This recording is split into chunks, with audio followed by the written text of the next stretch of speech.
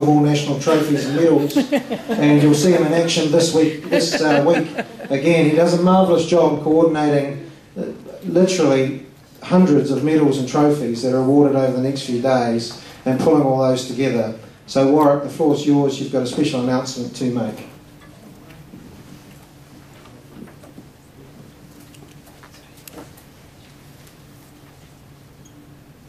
On behalf, can you hear me? Yeah. On behalf of the Honours Committee of Life members Mike Ranger, Martin Gertz, Tony Quirk and myself, I have pleasure in... That's trite, isn't it? I have enormous pleasure in recommending to this meeting one individual for a major award, namely Life Membership, in recognition and appreciation of selfless, distinguished and/or innovative service to GymSports New Zealand. Since the 1980s, when it produced representatives at successive Olympic Games, 1984 in Los Angeles with Tanya Moss, 1988 in Seoul with Angela Walker, rhythmic gymnastics in New Zealand has had a relatively tough road to hoe. And yet, throughout that 20-odd years, one person in particular has managed to sustain a remarkable passion for and dedication to the sport. The comment I'm about to make is not for the minutes. As one member wrote, quite remarkable given all the shenanigans in rhythmic gymnastics over the years. I have no idea what that alludes to. Margaret Woolf has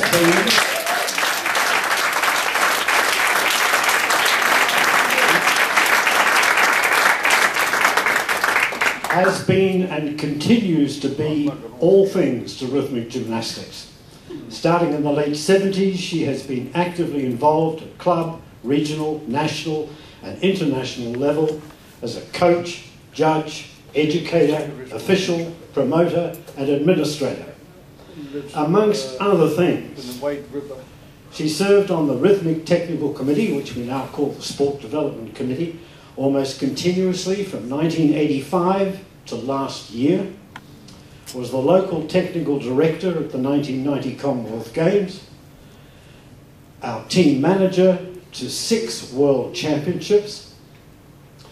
She has coached at club level from 1978 to today, and at 2 Trans-Tasmans, 5 4 continents, 3 Brother Cups, Worlds and Commonwealth Games.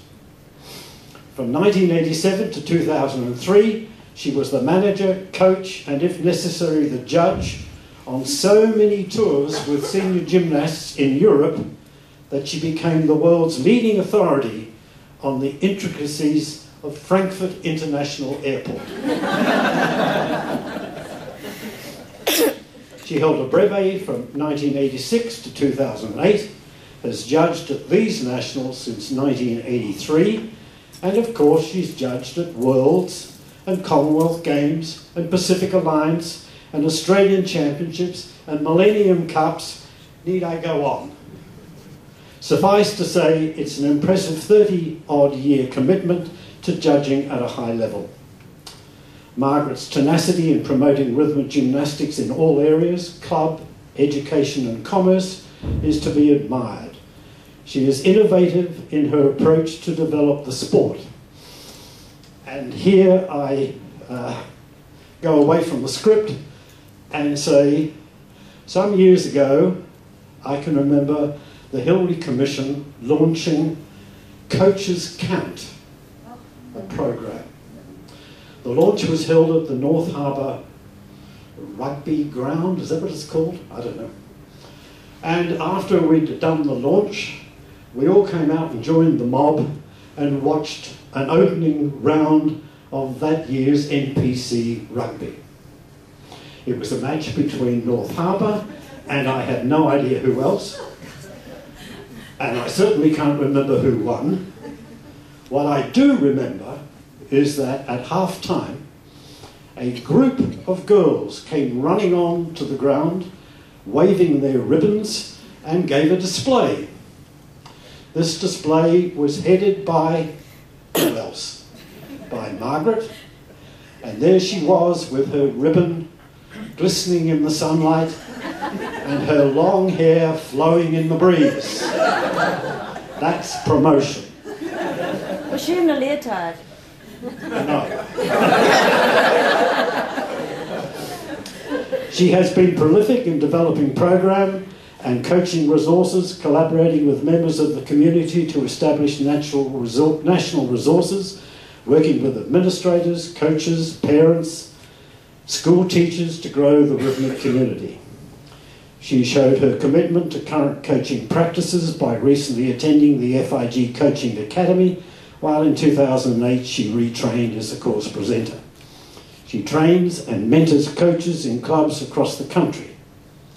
Her efforts over the years have made rhythmic clubs more cohesive and cooperative. It could be said that it would be unethical if I did not refer to an abject failure on her part. Her complete and utter inability to persuade New Zealand males to do rhythmic gymnastics. Anyone who has ever seen the Japanese men's rhythmic group perform would understand why someone might have that goal. But Margaret, in rugby mad New Zealand, you ain't going to win that one.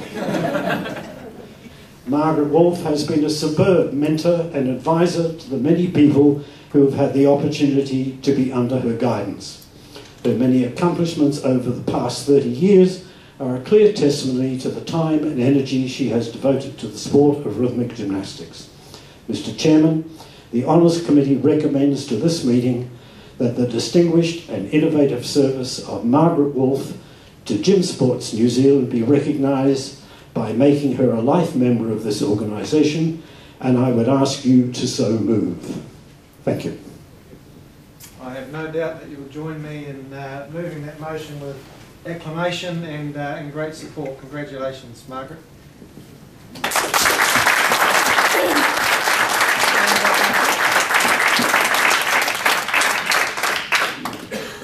Margaret, you'll have to come up here and receive a couple of small tokens of great appreciation. I'd like Warwick to remain up here and present these from life member to new incoming life member. Warwick did a fantastic job, didn't you, folks? Wonderful, and you can see why he chairs our Honours Committee. I liked it. Wonderful, thank you.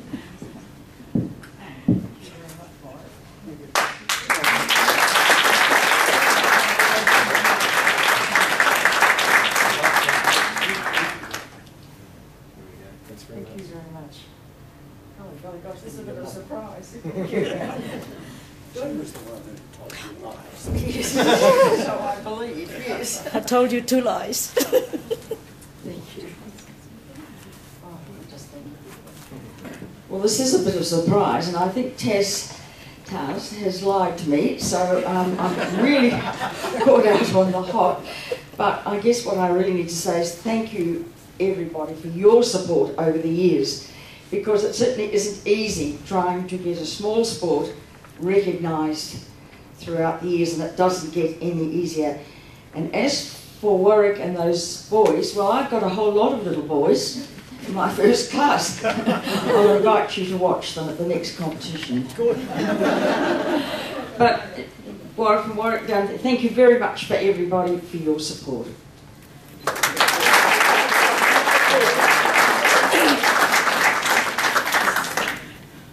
Well done, Margaret. It's a tough ask when you had no chance to prepare, and you can